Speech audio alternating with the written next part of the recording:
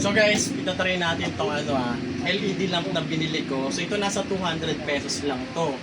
At nasa-charge siya through solar. Pwede nyo rin siyang i-connect dito kung meron kayong kuryente, type C. So ngayon guys, try natin sa labas kung gaano kaliwanag to. See is to believe. So tara, sundan mo ako dito. Ayan. Kung nakikita nyo dito guys, ito madilim. Diba? Pakita mo dito sa labas.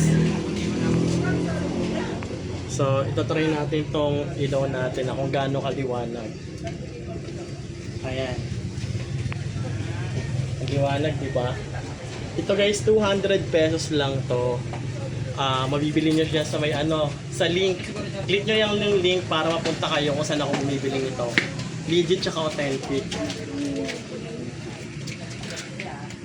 Meron pa tayo iba-ibang kulay. Pwede nyong i-dim. Yes, te solar. Ayan pwede siyang dim yung yellow. Tapos pwede rin yung, ayan, light. Pwede rin yung ganito. Ayan.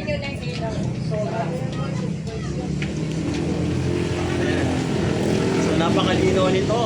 Sa halagang 200, pwede nyo i-charge through solar. O, diba? Kaya check out nyo na guys. Andyan yung link. Click nyo na lang.